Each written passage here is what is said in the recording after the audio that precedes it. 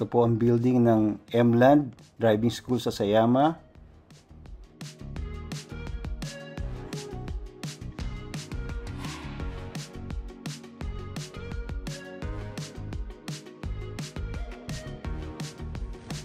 So nice truck, mini truck.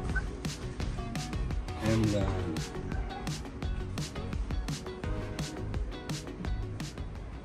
Kagandahan po dito sa Mland, mayroon po silang school bus service na magpipick up sa mga train station na malapit po sa mga estudyante. Okay, Ate Jana. First time mag-actual driving. Ingat ate Buti po pinayagan tayo ng Mland na mag-video to promote their school. Okay. Sa mga kababayan po namin dito sa Japan, mura po ang enrollment fee dito sa Mland. Ito po ay sa Sayama area. Yung contact number tsaka address, ilagay na lang po namin sa description below. Ay, drawing lang kayo ng kahit ano.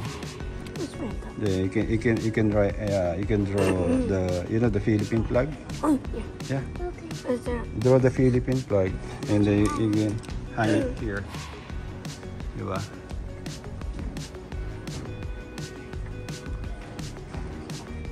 Yeah, you just tie it.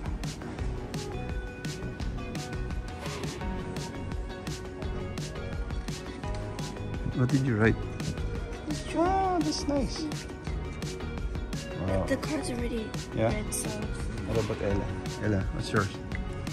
That's cute. I can't write. I can't do it. Yeah, you hang it.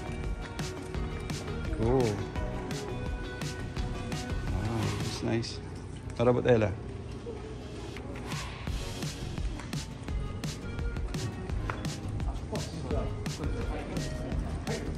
You see? Oh, cool. Oop, Ella. One more. Okay. Okay, dito po kami ulit sa Mland Driving School dito sa Sayama po. Okay. Kami po ay maghihintay kay ate. Ito po ang driving course kung saan po nagka-practice ang mga estudyante. Ayan.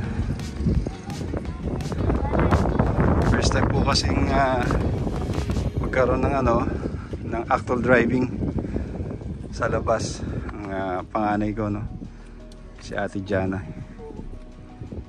Hintayin lang po namin dito sa labas. Number 11 daw yung car. At provided po nila ang ang hotel sa gusto mag-stay in. Yan, meron pong hotel po dito. Mura po dito sa Mland, sa base sa mga na pag-inquirean po namin, isa sila sa mas mababa po na enrollment fee dito po sa Sayama, Mland. Kaya doon po sa mga kababayan namin, pwede po kayong mag-inquire dito at pakitawagan nyo na lang po yung contact number po. Okay, wala pa si ate.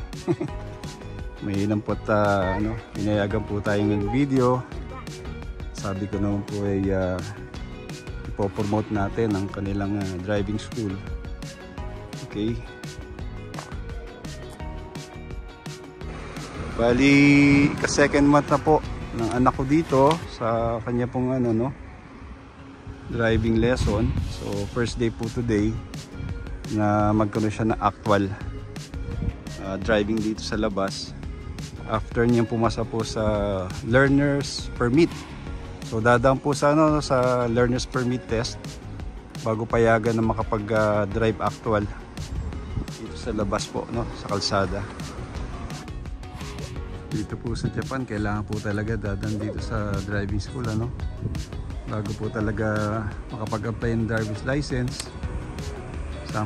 Minsan po mga 2-3 months ang schooling, hindi katulad sa atin.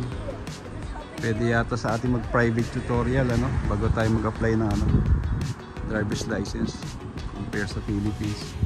So dito po talaga, kung from zero, talagang kailangan mag-attend po ng ganito, no? Ayan na si ate. Practice muna. Tumigil muna, no? Ate driving, that's so weird. Ayan na, labas na. Yep. Oh yeah. Si ate dyan. Siguro yun, huh? Yeah. Sa Airland.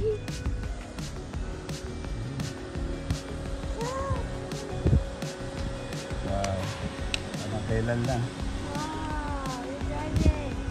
Wow.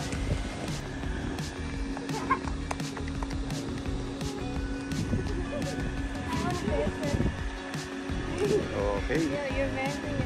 Yan po ang Emland Driving School car for actual driving lesson.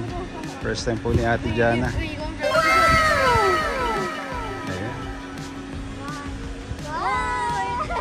Ingat ate. What are you driving? That's so weird, Ate. Ayan, wala. Clear. Oh, sorry, are we blocking you? Yep. Okay, after na to, pwede na siguro. Yan.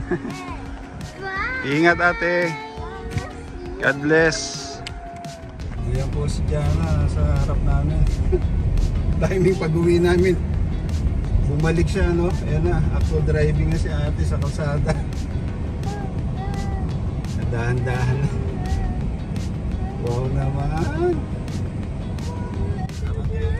At the light, turn left onto 77 towards Central Sasayama.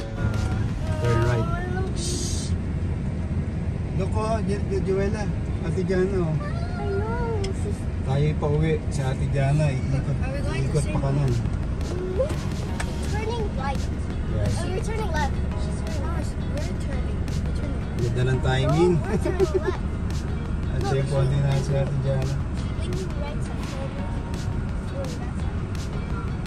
Ate! We're still Bilis ng learning. Second month na pa lang po ngayon, ano? I don't care. Okay, go!